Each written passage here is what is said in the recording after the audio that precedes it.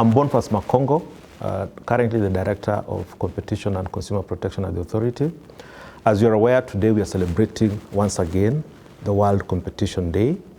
The World Competition Day is celebrated on 5th December of every year. The theme of this year's celebration is competition policy and access to healthcare. First of all, the reason why we celebrate it on 5th of December of every year is because the UN set of principles on competition were adopted by the United Nations General Assembly on 5th of December 1980. So that's the reason for the date. And the objective of the day itself is, apart from the fact that it's supposed to inculcate a competition culture, is that it is also supposed to create awareness to the consumers, especially, about the potential benefits they intend or are likely to benefit from having an effective competition regime, and also their role, in the achievement of an effective competition regime. Just to give a background, you're aware that this year we've had the challenge posed by the pandemic, that is COVID-19. So the theme of this year's celebration is quite timely in that regard, because we are having the challenges that come with it. And COVID as a pandemic presents a very unique scenario in the enforcement of competition law and policy. However, strictly speaking, health, even before COVID, is still a challenge in this country. We have statistics that indicate that the products that we are sold, healthcare products in this country, are 30% more expensive than other jurisdictions, both regionally and internationally. You also have, in our context, the total healthcare spend, for the country, 26% of that is from out of pocket, from citizens. They're forced to fork out money to access healthcare. The key things that make the healthcare, both equipment and the consumer, expensive: one, we have the problem of excessive markups. So the markups in the supply chain are very expensive. Two, there's the issue of the fact that we don't manufacture these drugs. So of course, when you're importing something, it's more expensive. The other thing that is making our medical healthcare products slightly more expensive, of course, also is the information asymmetry. It's possible in Nairobi, for instance, within Nairobi, to get one drug costing maybe 15 or 20% cheaper in one location. But because of information asymmetry, and other factors that you find that consumers are not able to know that, for instance, if I go to this particular place, I may get the same drug at a much cheaper price than somewhere else. So that is also a challenge. The other factor that increases the cost of our drugs is the fact that our regulatory regime in registration of medicine also poses challenges in that regard that result in slightly higher prices. We are part of a task force which is being headed and chaired by the Ministry of Health.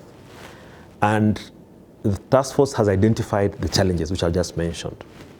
So we are in the process of coming up with recommendations and policy interventions that the ministry can take on board to address all those challenges. We import most of our drugs. And from pharmacy data from the Pharmacy and Poisons Board indicates that we import almost 700 million plus in dollars of drugs annually. Interestingly, all these drugs somehow end up in the public sector. So they're ultimately sold to the government. So the authority is looking at the entire procurement process for medicines with a view of identifying whether there are aspects of that, increased pricing that can be attributed to how we do the procurement. Are they, for instance, the suppliers colluding, in how they supply the drugs to us? So that is an ongoing investigation, at the end of which, if we establish that there are contraventions, we will carry out the remedial action. That's the other angle to it. When the COVID pandemic, was established to have reached our shores, we realized that there was a general spike in all the products which were, whose demand had gone up as a result of COVID and its outbreak. So for instance, you're talking of basic foodstuffs, you're talking about the sanitizers, you're talking of the masks and related equipment. What we did at that time is that we carried out enforcement action across the country.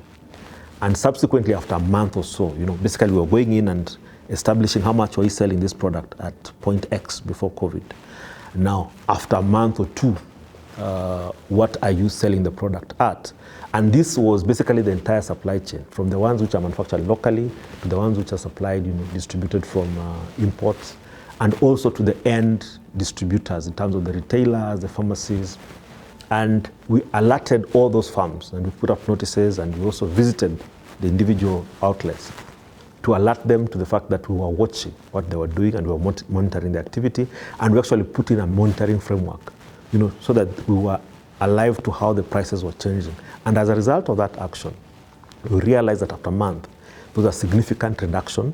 There were instances of hoarding, for instance, which we also realized had been cured by our intervention. But additionally, we realized that COVID might be here longer. We are aware there's a vaccine that has been licensed in the UK, for instance. But of course, these are vagaries that we have no control over. So meanwhile, as part of the government COVID strategy, economic recovery strategy, we are in the process of coming up, as part of that strategy, we're coming up with block exemption guidelines.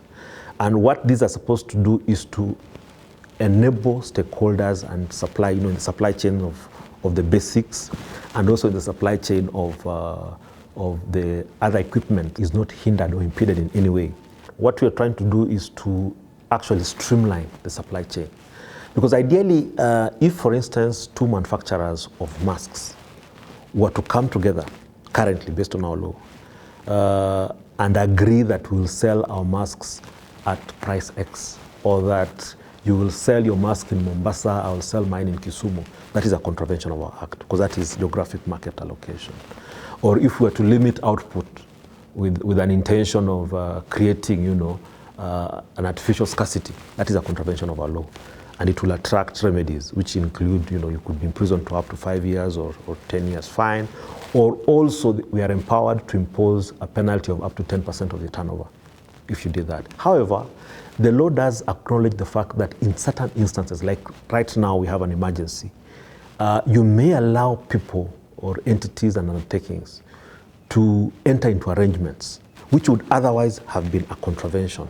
But you have to monitor them so that the purpose of that exemption is to allow you to ensure that supply is enabled and is not impeded in any way.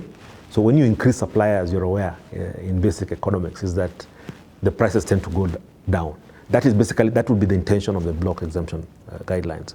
Because going forward, you're aware there's a lot of scarcity, there's a lot of challenges even undertakings are having with regard to finances and everything else. So it's a possibility that if COVID was to progress for much longer, you could have a lot of challenges around supply. So that's basically what we'll seek to address.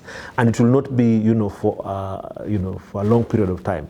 It will be timed. I just want to invite Kenyans to take advantage of, our mandate. First of all, to join us in celebrating today's day. It's a very, very, very auspicious day where we focus strictly on the consumer, who is a very important stakeholder in all sectors of our economy. So join us in celebrating that day, but also acquaint yourselves with our mandate, how we do enforcement. And in this regard, I would like and invite all Kenyans to look at our website. You see the kind of activities we are currently undertaking, the initiatives that we have going on, the past initiatives and the penalties and remedies that we have imposed on various entities, and so that they also appreciate our mandate.